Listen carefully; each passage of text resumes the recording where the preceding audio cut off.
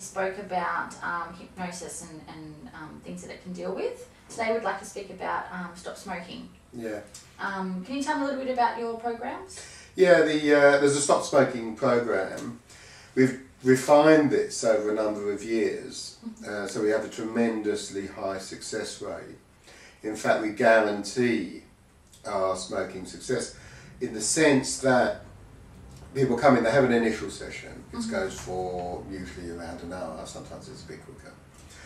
And they leave as a non-smoker. We actually get them to bring their cigarettes in and they walk out without their cigarettes. So they stop smoking from their first session? They stop smoking from their first session, exactly right. And the thing about leaving the cigarettes behind, there's a number of reasons for that. One is that it stops that automatic process of going back in the car and picking a cigarette. And the other is the psychological effect of leaving your cigarettes behind. You're walking out without them. We do a follow-up session. Now, I like to do the follow-up session the following day. People are on a high and they leave it. So we build on that momentum. And then we do another follow-up, usually after about a week. And most people, they come back because they like the process. I mean, people love being hypnotised. And but most people will tell me they don't really need it, that it's good to do just as a follow-up for it. But what I tell people is that if they want more sessions, and sometimes people like that reassurance of having more sessions, or even if they've stopped smoking, 6 months' time, a year's time, they're sitting in a pub and they pick up a cigarette. I mean, people do, you know. They can come back, have more sessions, and we don't charge them. So it's a one-off. So that could be 5 years down the track? It could be. We keep their records on a computer, so we know who they are. And the reason I'm so confident about this is because it's almost like we flip something in them that turns them into a non-smoker. And if that goes back, well, we just turn it on again. And people come back, we have a short session, and they walk out again, oh, it's a non-smoker, even if they're taking it up again. So we do have that very good success rate. There's obviously some people where they're coming back time after time, and I'm quite happy to do the process. And eventually we say, look, leave it, they can't try again later. It's a very small percentage that happens. So that's our guarantee, that we're going to work with them to make sure that they become a stay non-smoker. There's a lot of techniques I use with smokers, which so far as I know nobody else uses.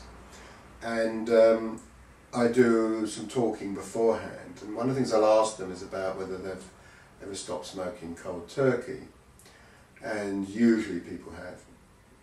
And what people find when they stop smoking in that way, they just suddenly put it into it, is that they keep thinking of smoking. It requires quite a lot of willpower. Well, this is an interesting point, and people sometimes come in and they say, look, I need more willpower.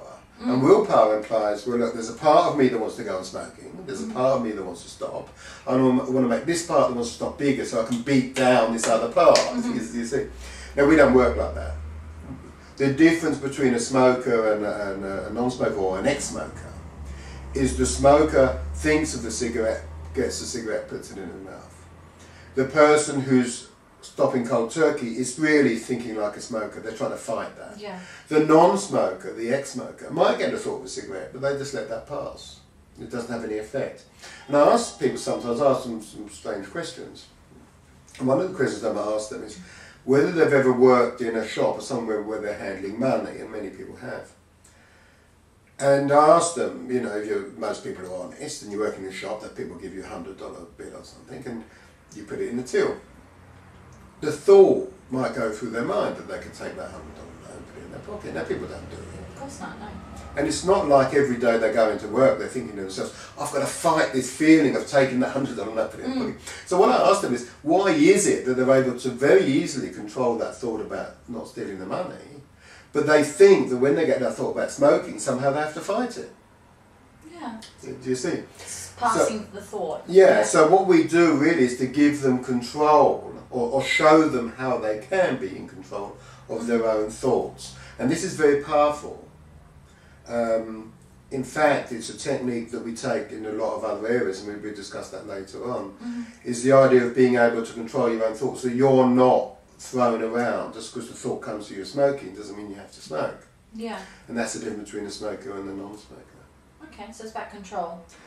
It's about being in control of your thoughts. Okay. It's not beating your thoughts down. It's not that kind of control.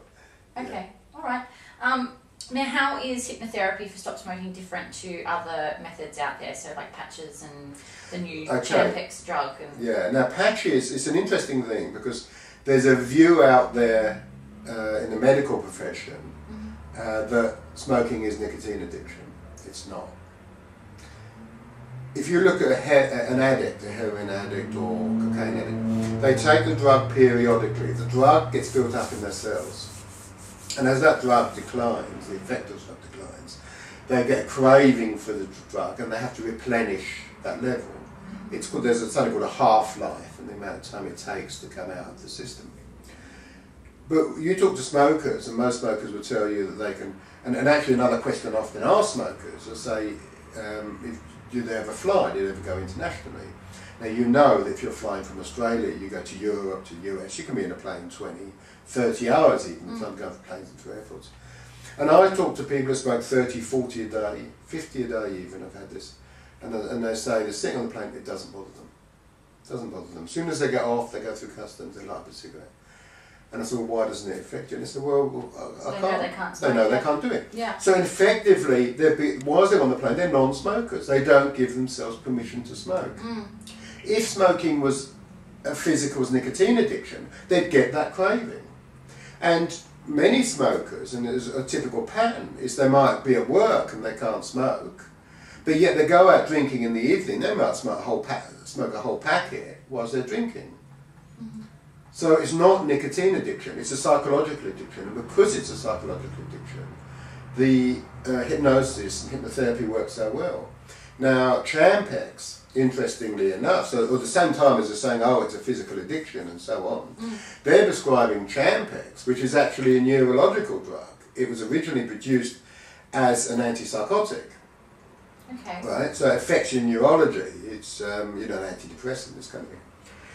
And what they found, it was by accident, they found that when they prescribed this for depression, I think, and some other things, they found that the people who took it stopped smoking.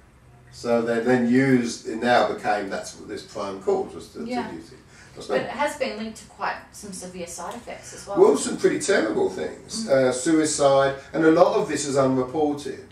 You see, a lot of times when people say commit suicide, they're on Champex, it's not attributed to a suicide caused by Champex, it's attributed to a suicide. Yeah. And the statistical rates that they have as a side effects don't show the full extent of it. And the other thing is that it's all very well to say, oh yeah, there's this side effect or that side effect. It's a huge difference to say, oh yeah, well 20 people out of 1,000 are going to have, you know, side effects. And saying, well 20 people out of 1,000 are going to commit suicide. Yeah. You see what I mean? Much more severe. It's much more severe. And in fact, when you relate that to the risk with cancer, you'll find that this Champex isn't as wonderful as it seems. You know, you might be better off smoking, quite frankly, than taking the Champex. Okay. Thank you for taking the time to talk to me today. I know there's more information on your website if people are interested. Thank you. Thank you.